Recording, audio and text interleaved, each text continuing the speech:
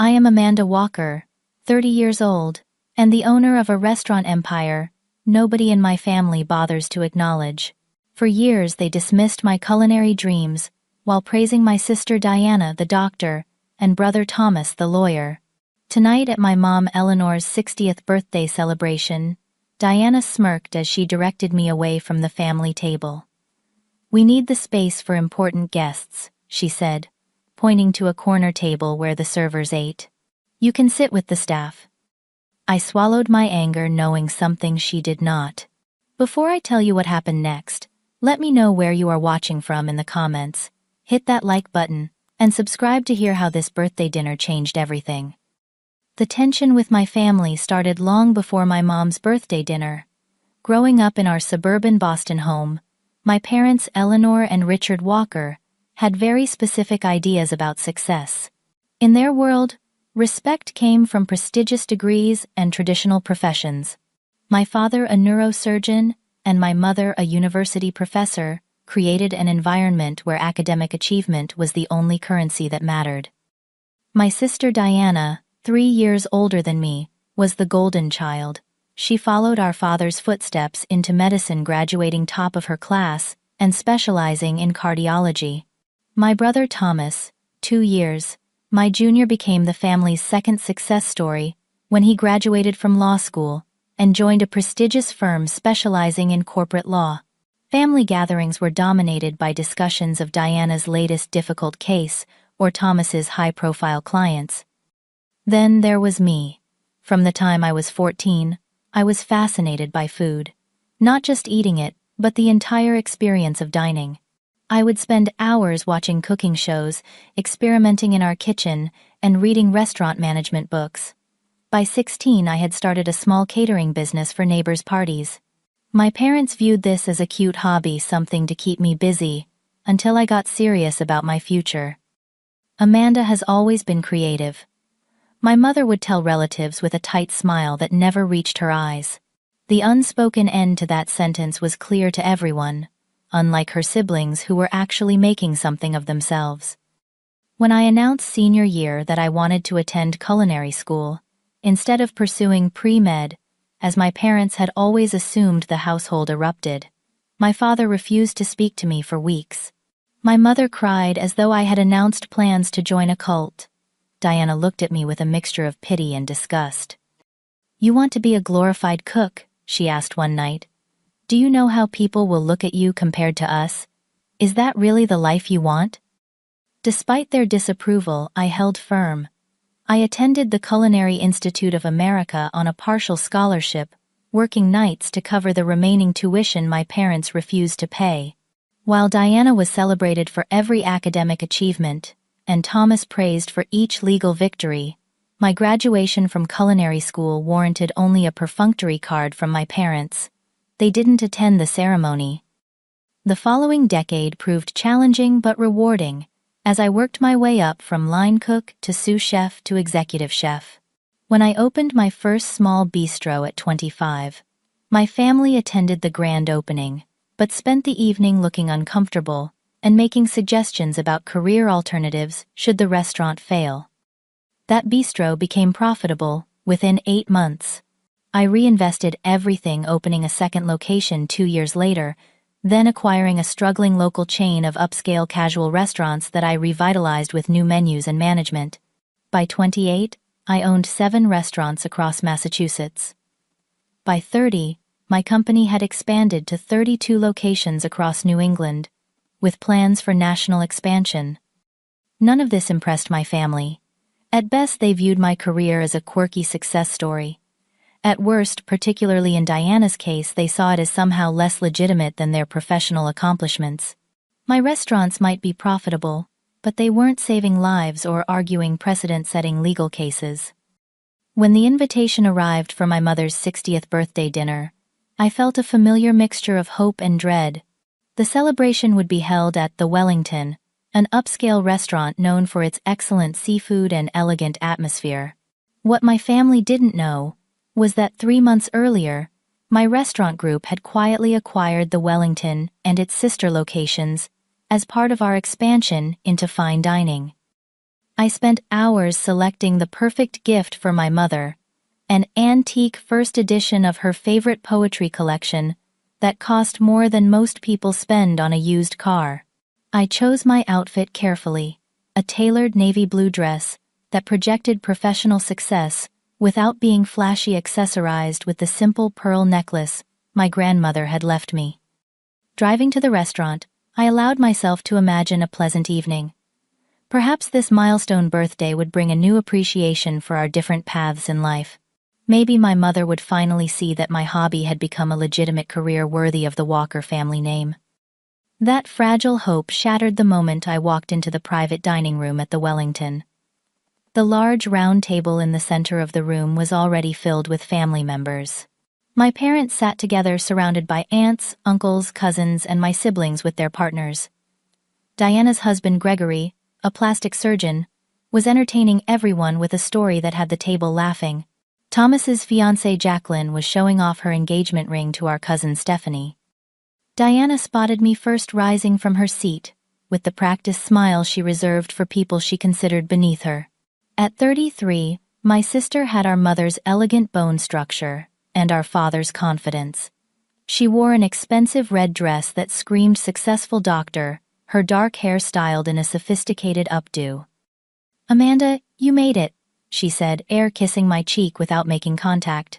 Her eyes flicked over my appearance with a quick, dismissive assessment. "We've actually run out of room at the main table. I hope you don't mind sitting over there." She gestured toward a small table near the kitchen entrance, where two servers were taking their break. There were clearly 3 empty chairs at the family table. "Over there," I repeated, certain I had misunderstood. "With the staff." Diana's smile didn't waver. "We need to keep these seats for Uncle Paul and Aunt Margaret. They're running late, and Cousin Elizabeth might stop by later." Before I could protest, she was guiding me firmly across the room away from our family. I caught my mother's eye briefly, but she merely waved before returning to her conversation with my father. No one else at the table seemed to notice or care that I was being relegated to the service area. "You don't mind, right?" Diana continued in a hushed voice. "It's not like you're not used to being around restaurant staff." The slight emphasis on restaurant staff made it clear exactly what she thought of my career. The 2 servers at the table looked up in surprise as Diana deposited me in an empty chair. "This is my sister," she explained to them, with the condescending tone she typically reserved for explaining medical procedures to patients she deemed intellectually inferior. "She works in food service too, so I'm sure you'll have lots to talk about." With that, she turned and walked back to the family table, leaving me sitting with 2 strangers who looked as uncomfortable as I felt. The woman whose name tag read Maria offered an apologetic smile. "I'm sorry about that," she said quietly. "Would you prefer we find you another place to sit? I can speak to the manager." "No, it's fine," I replied automatically, years of conditioning making me minimize the slight. "Please don't trouble yourself." The male server Carlos pushed a bread basket toward me. "The focaccia is really good tonight," he offered kindly. "Chef Liam added rosemary from our rooftop garden." I took a piece, though my appetite had disappeared. From this vantage point I could see my entire family enjoying themselves without me. My mother was opening a gift from my brother, exclaiming with delight over whatever was inside. My father raised his wine glass in a toast that I couldn't hear. Uncle Robert glanced in my direction, once a flicker of discomfort crossing his face, before he deliberately turned his attention back to the celebration. I thought about making a scene. I could walk over there, confront Diana about her transparent attempt to humiliate me, and demand proper treatment at my own mother's birthday dinner. But what would that accomplish? Years of family dynamics had taught me that any emotional display would only reinforce their perception of me as less mature, less professional than my siblings. Instead, I sat quietly picking at my bread, and trying to look as though I wasn't bothered by being excluded from my own family celebration. Maria and Carlos attempted small talk, clearly trying to ease the awkwardness. "How long have you been in food service?" Maria asked politely. "About 12 years now," I answered deliberately, keeping my response vague. I wasn't ashamed of my career, but in that moment, explaining my actual position felt both boastful and pathetic. "That's impressive," Carlos said. "I'm working my way through culinary school myself. I want to be a pastry chef eventually." Under different circumstances, I would have enjoyed talking with Carlos about his ambitions. In my company, I prided myself on mentoring aspiring chefs and restaurant managers. But tonight, with my family's laughter in the background, I could barely focus on the conversation. I discreetly pulled out my phone and texted my boyfriend Daniel, "Guess who got seated at the staff table, while the real family celebrates?" Daniel, who ran a successful tech startup and had experienced his own share of family drama, responded immediately, "Are you serious? That's ridiculous. Want me to come rescue you?" "No," I typed back. "But Marcus is supposed to stop by tonight. Should be interesting. Take pictures of their faces when they realize who you are. Love you. You're worth 10 of them." Daniel's support helped steady me. We had been dating for 2 years, and he had witnessed firsthand both my business success and my family's dismissal of it. Unlike my relatives, Daniel saw my work as innovative and impressive. His encouragement had been crucial during the recent expansion of my restaurant group. From my isolated position, I observed my family through new eyes. Diana controlled every aspect of the evening, directing servers, deciding when gifts would be opened, and dominating conversations. Her husband Gregory deferred to her completely, his initial charm, giving way to a watchful carefulness whenever she spoke. My brother Thomas checked his watch repeatedly, his expression suggesting he had more important places to be. My mother, the supposed guest of honor, seemed content to let Diana orchestrate everything. Snippets of conversation drifted over. They discussed Thomas's recent court victory, Diana's consideration of opening her own practice, my cousin Rachel's acceptance to medical school. Not once did anyone mention my absence from the table or express curiosity about my life and work. Carlos returned from serving the main course to the family table. "Your sister asked for the wine list again," he told me. "She said the Cabernet wasn't properly aged." I winced. Diana's wine knowledge was limited to recognizing a few expensive labels she could drop into conversation. I hope she wasn't rude about it. Carlos shrugged diplomatically. "We get all types here. Personally, I think the Cabernet is excellent." Maria returned from delivering a plate of gluten-free options to my mother. "Your mom seems nice," she offered. "She actually thanked me, unlike some at that table." I nodded, throat tight with unexpected emotion. My mother wasn't deliberately cruel like Diana could be, just oblivious to how her passive acceptance of the family dynamic hurt me. She had never stood up for my choices or celebrated my successes, but she would thank a server for bringing bread. After 30 minutes at the staff table, I excused myself to the bathroom, needing a moment alone to regain my composure. In the elegant bathroom of the Wellington, I leaned against the marble countertop and took several deep breaths. The woman in the mirror looked composed on the surface, but I recognized the hurt in her eyes. For a moment I considered simply leaving. I could text my mother tomorrow with some excuse about feeling ill. It would be easier than enduring another hour of this humiliation. But as I splashed cold water on my face, I remembered the papers I had signed 3 months ago. The Wellington wasn't just any upscale restaurant, it was now one of mine. The acquisition had been kept quiet at the previous owner's request, as Marcus Williams had been the public face of the restaurant for over 20 years, and wanted a graceful transition. We had agreed to announce the ownership change next month, once all the legal details were finalized. Marcus had stayed on as the public-facing manager during the transition, while my team had already begun implementing subtle improvements to operations and menu. Few people outside our executive team knew about the change in ownership. I pulled out my phone and called Sarah, my executive assistant. "Amanda, aren't you at your mom's birthday dinner?" Sarah asked. "I am. Is Marcus planning to stop by tonight as discussed?" "Yes," he confirmed earlier. "He wants to introduce you to some of the regular customers who are dining tonight. Is everything okay?" I laughed softly. "Not exactly. My loving sister has seated me at the staff table while the family celebrates at the main table. Sarah gasped. She didn't. That's horrible. Standard Diana behavior, I replied. Listen, when Marcus arrives, don't have him paged or anything. Let him find me naturally. I think my family deserves to discover my position organically. Understood, Sarah said, a note of satisfaction in her voice. She had witnessed enough of my family's dismissive treatment over the years to appreciate the justice of the situation. After ending the call, I reapplied my lipstick and straightened my shoulders. I had built a multi-million-dollar business through hard work, smart investments, and genuine care for both customers and employees. If my family couldn't see my worth, plenty of others did. I returned to the staff table with renewed confidence. Maria had been called away to serve dessert options to another private party, but Carlos remained, now joined by a young woman named Jennifer, who worked as a hostess. Everything okay? Carlos asked, noting my changed demeanor. Much better, thank you, I replied, with a genuine smile. Tell me more about your pastry school. Which techniques are you finding most challenging? As Carlos enthusiastically described his struggle to perfect French macarons, I observed my family more objectively.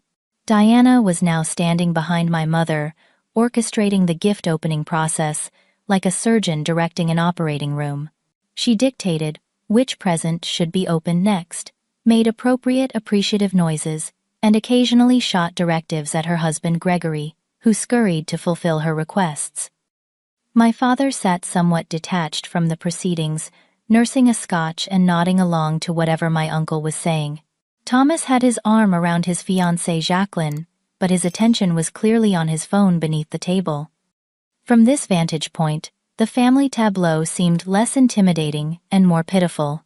Diana's need for control, Thomas's disengagement, my parents' rigid adherence to outdated definitions of success, all of it spoke of limitation rather than achievement. Carlos finished his story about pastry school, and Jennifer shared her plans to complete a degree in hospitality management. I listened attentively, offering occasional advice without revealing my position. The industry can be tough, I acknowledged, but if you're passionate and willing to learn every aspect of the business, there are incredible opportunities. Jennifer nodded enthusiastically. That's what I keep telling my parents. They want me to major in accounting because it's more practical, but I love the hospitality world. Parents don't always understand alternative career paths, I said, unable to keep a touch of bitterness from my voice. Before our conversation could continue, Diana approached our table. She wore the tight-lipped expression I recognized from childhood, the one that meant she was about to express disappointment. Amanda, she said sharply, Mom is about to cut the cake. Could you at least join us for that part of the evening? And maybe look a little happier about being here. Everyone's noticing you're sulking. Carlos and Jennifer studiously examined their water glasses, clearly uncomfortable. I wasn't aware I was invited to join the main table, I replied evenly. You made it quite clear where I belonged when I arrived. Diana rolled her eyes. Don't be so dramatic. There wasn't enough room earlier, that's all. There were 3 empty chairs. They were reserved, she snapped. Are you coming for cake or not? I maintained eye contact, refusing to be intimidated. I'll come over when it's time. Thank you for the invitation. Diana turned to leave, then paused. By the way, the service here is sliding. My water glass was empty for nearly 10 minutes. Maybe mention it to your server friends, since you're getting so chummy with them. After she walked away, Carlos let out a low whistle. Family, huh? Sometimes the people who hurt us most are the ones who are supposed to love us. Sounds like you speak from experience, I observed. He nodded. My father never approved of my career choice either. Wanted me to take over his construction business. We barely speak now. Our moment of connection was interrupted by a sudden shift in the restaurant's energy. The staff straightened faces, becoming more alert and professional. I knew what that meant before I even turned to look. Marcus Williams had arrived. Marcus Williams entered the private dining room, with the confident presence that had made him a legendary figure in Boston's restaurant scene. At 65, he cut an impressive figure in his perfectly tailored suit, silver hair, contrasting with his still youthful energy. Servers nodded respectfully as he passed, and diners at nearby tables smiled in recognition. I watched as he scanned the room, his eyes passing over my family table before landing on me. His face broke into a broad smile as he changed direction and headed straight for the staff table. "Boss," he called out, warmly, loud enough for everyone in the vicinity to hear. "What on earth are you doing sitting back here with the staff? I've been looking all over for you." Carlos and Jennifer froze, their expressions shifting from confusion to shock as they processed Marcus's words. I could feel the attention of the entire room swiveling toward us, but I kept my focus on Marcus as he approached. "Hello, Marcus," I said calmly, standing to accept his enthusiastic handshake. "Just getting to know some of your excellent team members." "Our team members now," he corrected with a wink. "Though, I keep forgetting that. Old habits die hard after 20 years of ownership." From the corner of my eye, I could see Diana had stopped mid-sentence, her champagne glass suspended halfway to her lips. My mother's expression was puzzled, my father's brow furrowed. Thomas actually put his phone down. Marcus turned to Carlos and Jennifer, who were still staring at me with wide eyes. "Has our illustrious owner been keeping her identity a secret?" Typical Amanda, always wanting to understand the operation from the ground up before revealing herself. Owner Jennifer repeated weakly. Marcus laughed. "Amanda's restaurant group acquired the Wellington 3 months ago. Best decision I ever made, selling to someone who truly understands the art of fine dining. She's been revolutionizing restaurants across New England." He turned back to me. "The changes your team suggested to our supply chain have already increased our margins by 7%. Brilliant work." By now, the stunned silence from the family table was palpable. I finally allowed myself to look directly at them. My mother's mouth had formed a perfect O of surprise. My father was frowning as though trying to solve a difficult equation. Thomas looked genuinely impressed for perhaps the first time in our adult relationship. And Diana's face had drained of all color. She set down her champagne glass with a shaking hand, her expression cycling rapidly through disbelief, embarrassment, and calculation. Boss Marcus continued, oblivious to the family drama unfolding. "This simply won't do. Your table should be the best in the house. Carlos, please help me make arrangements immediately." Carlos, still processing the revelation, jumped to his feet. "Yes, sir, yes, Miss Walker." Marcus placed a hand on my shoulder. "I came by specifically to introduce you to the Richardsons. They've been loyal customers for 15 years and are dining in the main room tonight. They'd be thrilled to meet the new owner." He finally seemed to notice my family watching us. "Oh, are you here with guests? Please allow me to rearrange things so you can all sit together properly." Before I could respond, Marcus was striding toward the family table, hand extended toward my father. "Good evening, I'm Marcus Williams, managing partner of the Wellington. You must be Amanda's family. She's been too modest about her accomplishments, hasn't she? Acquiring our restaurant group was just her latest triumph." The look on Diana's face was worth every moment of humiliation I'd endured earlier. She appeared physically ill, her carefully constructed narrative about her unsuccessful sister crumbling before her eyes. My mother found her voice first. "Amanda owns this restaurant?" she asked faintly. "This one, and 37 others across the Northeast," Marcus confirmed proudly. "Your daughter is something of a phenomenon in the industry. Restaurant Business Magazine named her one of their 40 under 40 rising stars last year. Surely you saw the feature." My father cleared his throat. "I believe we missed that," he said stiffly. Marcus seemed genuinely surprised. "Well, that's a shame. Amanda's restaurant group has been outperforming major national chains in growth and customer satisfaction. The Wellington is just the latest jewel in her crown." Diana had recovered enough to attempt damage control. "How interesting," she said with a brittle smile. "Amanda's been so secretive about her work. We had no idea she was involved with such a Significant operation. Marcus laughed. Secretive. She's been profiled in the Wall Street Journal and the Boston Globe. The acquisition of our restaurant group made the front page of the business section 3 months ago. I finally stepped forward, placing a gentle hand on Marcus's arm. Marcus, thank you for the introduction. My family and I were just celebrating my mother's 60th birthday. A milestone, Marcus exclaimed. This calls for our finest champagne. On the house, of course, though. I suppose that means on you, technically. He chuckled at his own joke. Let me have the staff rearrange the table to accommodate everyone properly. That's really not necessary, I began. But Marcus was already summoning the maître d' and issuing instructions. Within minutes, the staff had efficiently expanded the main table and added an elegant place setting for me at what Marcus insisted should be the position of honor beside my mother. As I took my seat, the executive chef Philippe emerged from the kitchen. Miss Walker, Marcus told me you were dining with us tonight, he said with genuine warmth. I've prepared a special dessert course for your mother's celebration.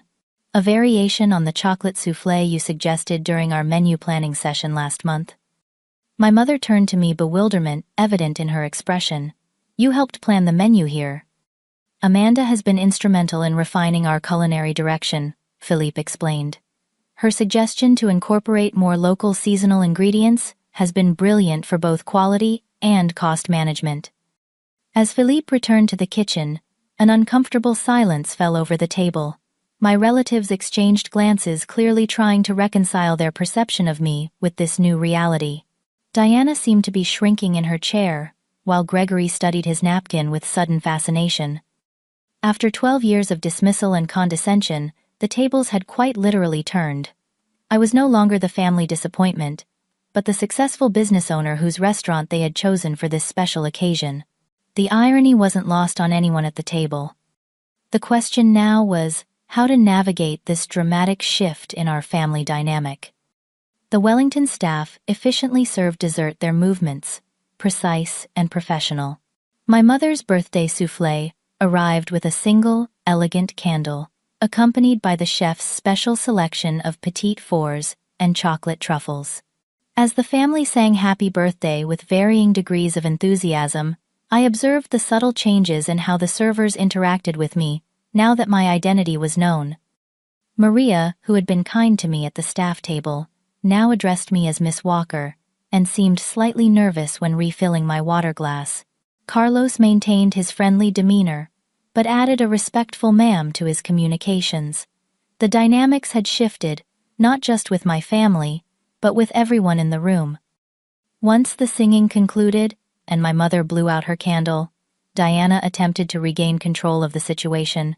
She raised her champagne glass. To Mom, still fabulous at 60, and to Amanda, for her surprising business success. The awkward toast highlighted rather than smoothed over the tension. I smiled politely and sipped my champagne, allowing the uncomfortable silence to linger. After years of being talked over and dismissed, I saw no need to rescue my family from this moment of reckoning. Finally, Thomas broke the stalemate. So, Amanda, he said, leaning forward with newfound interest, how many restaurants did Marcus say you own now? 37. 38, including the Wellington. We're opening locations in Chicago and Philadelphia next quarter. That's impressive, Thomas admitted, sounding genuinely surprised. What's your annual revenue? Diana shot him a warning look, but my brother ignored her. For once, his lawyer's curiosity about business matters worked in my favor. We crossed 80 million last fiscal year, I replied calmly. Projections for this year are around 115 million with the new acquisitions. My father nearly choked on his soufflé. Million, he repeated. Yes, Dad, million. I took another sip of champagne, savoring the moment. The restaurant industry can be quite profitable when managed correctly. Gregory, Diana's husband, attempted to lighten the mood with a weak joke.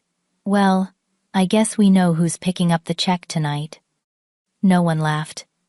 My mother set down her fork, her dessert barely touched. Amanda, why didn't you tell us about all this? The question contained layers of meaning, and everyone at the table knew it. Why hadn't I told them about my success? Or perhaps why hadn't they ever bothered to ask? I've tried to share my professional journey many times, I replied evenly. At Christmas 2 years ago, I mentioned expanding into the Providence market. Diana changed the subject to her hospital's new MRI machine. Last Thanksgiving, I talked about hiring a nationally recognized chef for our Boston flagship. Dad asked Thomas about his courtroom schedule instead. My Uncle Robert, who had remained quiet throughout the evening, cleared his throat. To be fair, Amanda, I did hear rumors about your restaurant group. There was an article in the Business Journal a few months back. Yes, when we acquired the Wellington Group, it was covered by several publications. I meant to ask you about it, he continued apologetically, but it slipped my mind. Diana, clearly uncomfortable with losing her position as the family's most successful member, attempted to reassert control. Well, this is all very interesting, but perhaps we should focus on Mom's birthday rather than Amanda's business. Actually, my mother interjected with surprising firmness. I'd like to hear more about Amanda's work.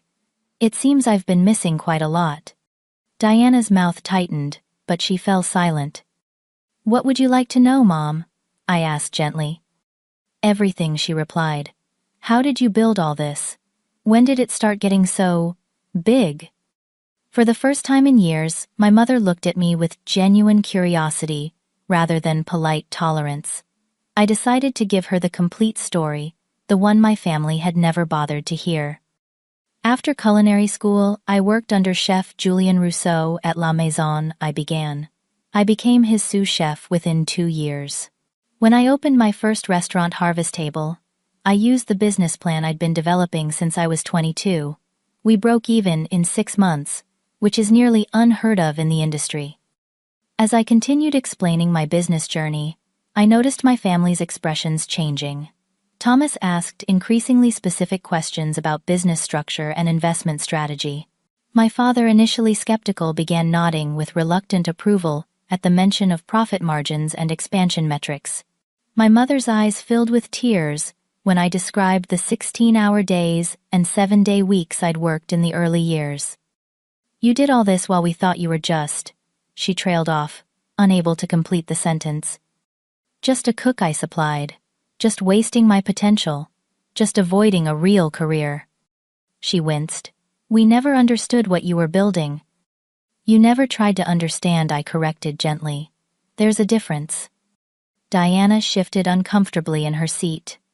In fairness, Amanda, you could have been more forthcoming about your success. Would it have mattered? I asked, meeting her gaze directly. 2 years ago, I told everyone at Christmas dinner that my restaurant group had expanded to 15 locations. You changed the subject and asked Thomas about his new BMW. I don't remember that, Diana protested.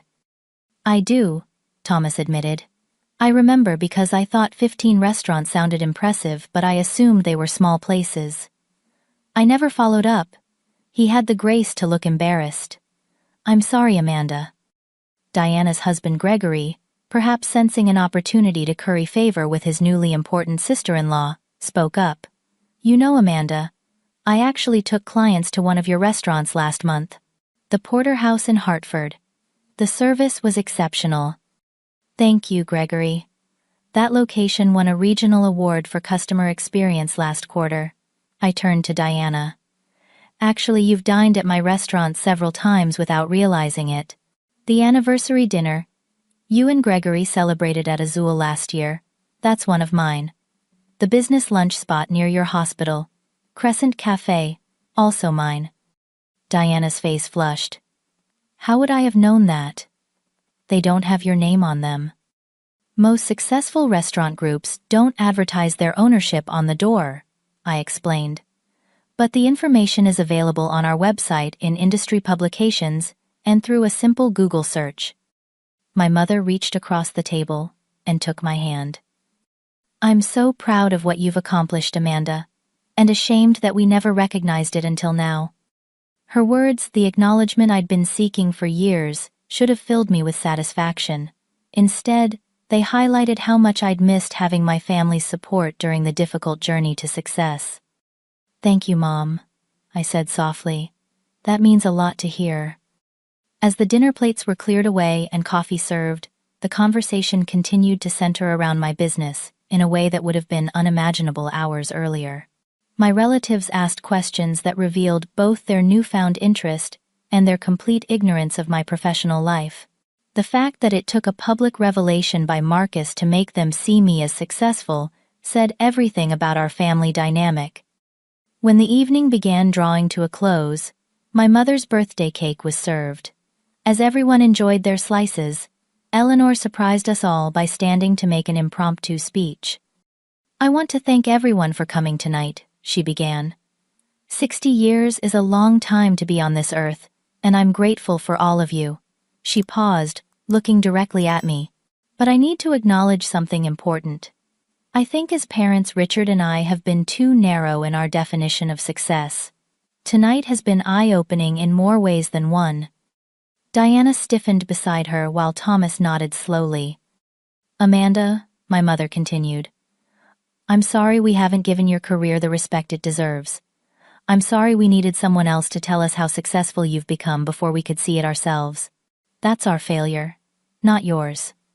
As my mother's words hung in the air, I felt a complicated mix of vindication and lingering hurt.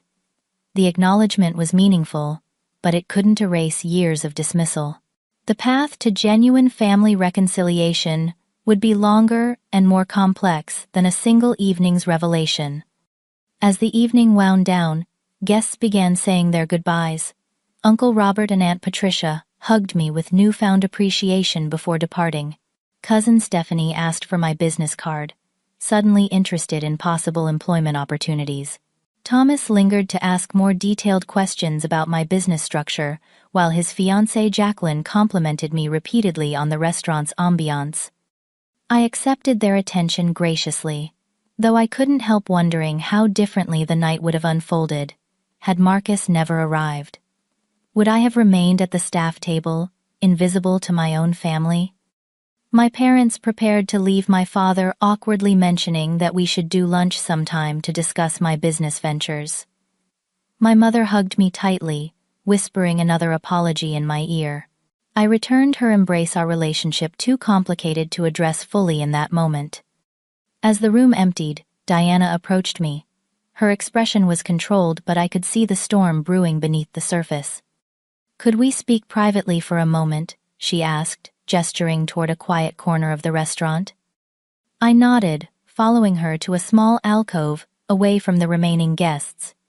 For a moment, we stood in silence, two successful women, with a lifetime of competition and misunderstanding between us.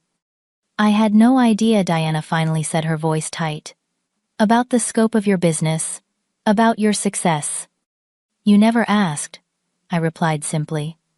"You could have told us," she countered, a defensive edge creeping into her tone. "You could have made sure we understood what you were building." "Would it have changed how you treated me?" I asked. "Or would you have found other reasons to dismiss my career choice?" Diana's perfectly manicured nails tapped against her cocktail glass. "That's not fair. We all thought you were working in restaurants, not owning them. There's a significant difference. The fact that you think ownership is the only measure of success is exactly the problem," I said. "Even if I had been just an executive chef, that would be a legitimate career worthy of respect." "Don't twist my words," Diana snapped. "I'm trying to explain that we misunderstood your position." "No, you undervalued my entire industry," I corrected. "And you've spent years treating me like the family failure because I chose a path different from yours." "That's not true. Isn't it tonight you seated me with the staff rather than your precious family? What message were you trying to send, Diana?" Her composure cracked slightly. The table was crowded.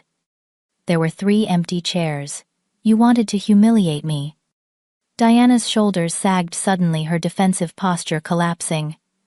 "Maybe I did," she admitted quietly. "And I'm sorry for that. It was petty and childish." The unexpected apology caught me off guard. In our 3 decades as sisters, I could count on one hand the times Diana had admitted fault. Why? I asked. Why has it always been so important to you to keep me in a subordinate position? Diana looked away, staring at the elegant wallpaper as if it might provide an escape from this confrontation. You don't understand the pressure, she finally said. Being the oldest, being expected to set the standard. When you chose culinary school, everyone acted like it was charming that you were following your passion. No one ever talked about me following my passion. You love medicine, I said, confused. I love certain aspects of it, she clarified. But did anyone ever ask if I wanted to try something else? Dad decided I would be a doctor when I was 12. The path was set. This glimpse into Diana's perspective startled me. I had always seen her as the golden child reveling in our parents' approval. The idea that she might have felt trapped by their expectations had never occurred to me. That doesn't justify how you've treated me, I said firmly. No, it doesn't, she agreed. But maybe it helps explain it. Watching you break away, choose your own path. Part of me was jealous. And when it seemed like you were struggling in a second-rate career, it was easier to feel superior than to acknowledge that envy. I never struggled, I told her. I worked incredibly hard, but my business has been successful from the beginning. You just never bothered to notice. Diana nodded slowly. That's fair. I should have paid more attention. Should have asked more questions. We stood in silence for a moment, decades of sisterly competition hanging between us. Where do we go from here? Diana finally asked. I don't know, I answered honestly. One revelation doesn't erase years of dismissal. I need you to understand that your behavior has done real damage to our relationship. I understand, she said quietly.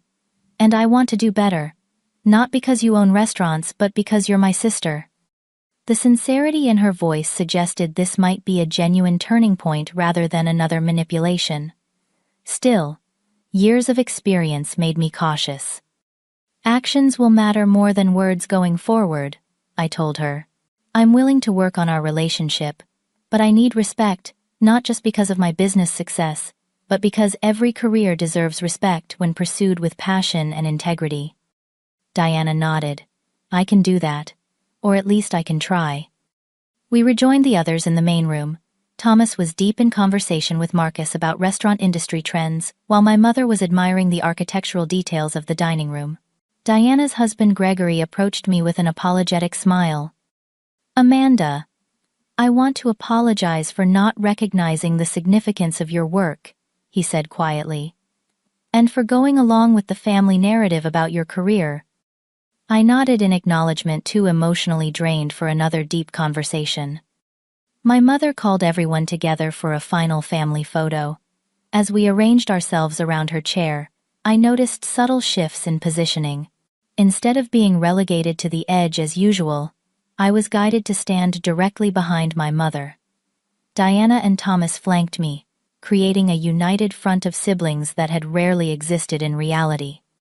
To new beginnings, my mother said, as the waiter prepared to take the photo, and to seeing each other clearly.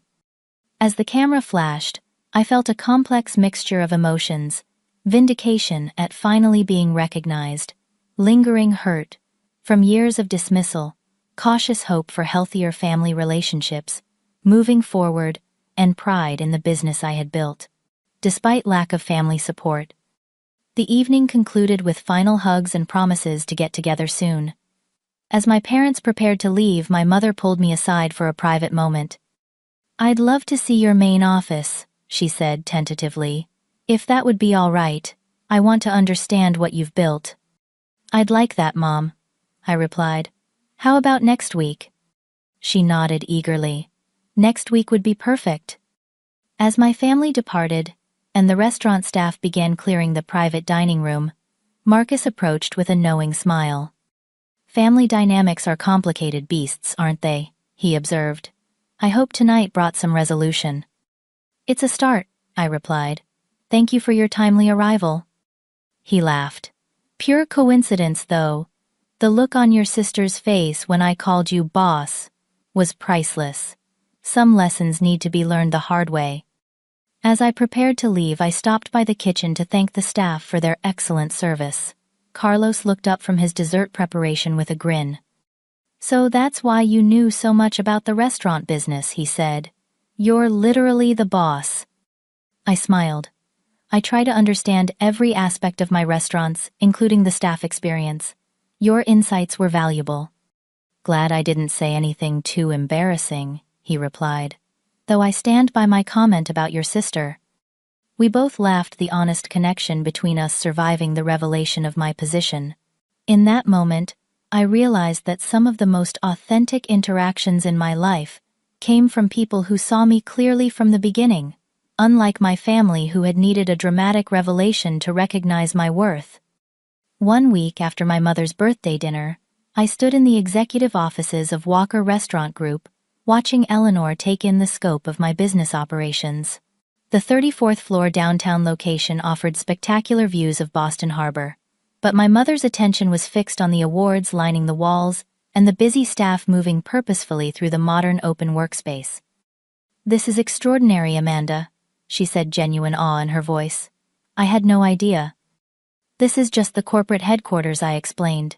"We have regional offices in Providence, Burlington, and Hartford as well." I guided her through the test kitchen where our culinary team was developing seasonal menu items, the marketing department where campaigns were being created for our various restaurant concepts, and finally to my corner office with its wall of windows and elegant, minimalist design. "You've built an empire," my mother observed, running her fingers along the spines of industry reference books on my shelves. "All while we thought you were just cooking." "I do still cook," I told her. "I test every signature dish personally. But yes, my role is primarily executive now." My mother sank into one of the visitor chairs, looking suddenly tired. "I keep thinking about all the times we dismissed your career, all the condescending comments and changed subjects. How did you bear it, without screaming at us?" I sat across from her, considering the question. "I focused on building something meaningful. Eventually, I hoped you would see it, and if you didn't," I shrugged. "I still had the satisfaction of creating something successful on my terms." "That's very mature," my mother said. "More mature than we deserved." "It wasn't always easy," I admitted. "There were many family dinners when I wanted to list my accomplishments, force you all to acknowledge what I was achieving. But that validation needed to come from within. External approval, even from family, couldn't be my measuring stick for success." Eleanor's eyes filled with tears. "I'm sorry we made you feel less than. Your father and I were so locked into our definition of achievement that we couldn't see the incredible businesswoman you were becoming." "Different paths can lead to success," I said gently. "That's something I hope our family can understand going forward." My mother nodded, wiping away a tear. "Diana texted me this morning. She mentioned changing the subject slightly. She asked for your personal number. She wants to reach out, try to repair your relationship." I felt a mixture of wariness and hope. The dynamics between Diana and me are complicated. One revelation doesn't fix years of condescension. "I know," my mother acknowledged. "But she seems genuinely interested in knowing you better. The real you, not the version she constructed in her mind." "I'll give her a chance," I decided. "But rebuilding trust will take time." My phone buzzed with a text from Daniel. "Lunch today. Want to hear how the family office tour goes?" Daniel had been my rock throughout this family revelation, offering perspective and support without pushing his opinions. Unlike my family, he had recognized my ambition and business acumen from our first meeting. His unwavering belief in me had been crucial during times when family disappointment threatened to undermine my confidence. "I should let you get back to work," my mother said, rising from her chair. "Thank you for showing me all this. I'm so proud of you, Amanda. I should have said that years ago." The words I had longed to hear for so long finally came, and I found myself embracing my mother with genuine emotion. The journey toward family healing had only begun, but this felt like an important step. After seeing my mother out, I returned to my office, where Sarah had arranged my afternoon schedule. As I reviewed upcoming meetings, I reflected on the lessons of the past week. True respect couldn't be demanded. It had to be earned through consistent action and integrity. My family had finally recognized my professional success, but the most meaningful relationships in my life were with people like Daniel, Sarah, and my executive team, who had valued me from the beginning. Later that afternoon, I hosted a quarterly dinner with my regional managers at our flagship restaurant. As the team discussed growth strategies and customer experience initiatives, I made sure everyone had equal opportunity to share ideas, regardless of their position in the company hierarchy. Michael, my operations director who had been with me since the first restaurant, leaned over during a break in the conversation. "You okay, boss? You seem reflective today." "Just thinking about the importance of seeing people for who they really are, not who we expect them to be," I replied. "Deep thoughts for a Tuesday," he joked. "But I get it. That's why your restaurants succeed where others fail. You see potential in people and concepts that others miss." His observation struck me as profoundly true. My business had thrived precisely because I valued diverse perspectives and authentic connections. The very qualities my family had dismissed: my interest in food service, my collaborative approach to leadership, my willingness to take unconventional paths, had become my greatest professional strengths. As the dinner concluded and my team departed with clear directives and genuine enthusiasm, I remained at the table contemplating the contrast between my professional and personal lives. In business, I had created an environment of mutual respect and appreciation. In my family, I had accepted far less, for far too long. The path forward was clear. I would approach family relationships with the same standards I applied to my professional life. I would remain open to reconciliation while maintaining boundaries that protected my self-worth. Real respect wasn't based on titles or achievements, but on seeing and valuing each person's authentic self. My phone buzzed with a text from Diana. "Would love to meet for coffee next week. I have a lot to learn about who you really are."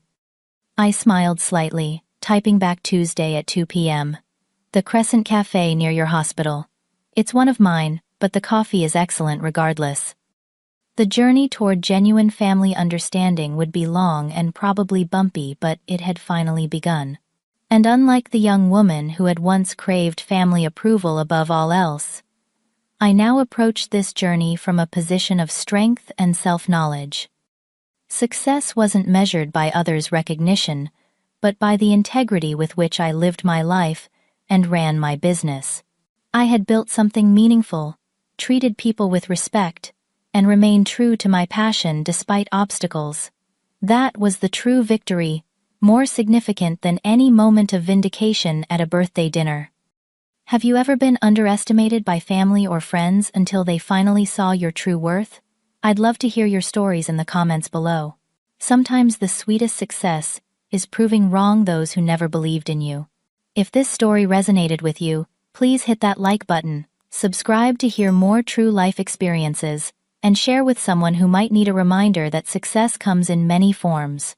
Remember, validation should come from within, not from others' approval. Thank you for joining me on this journey, and I hope to see you in the next video.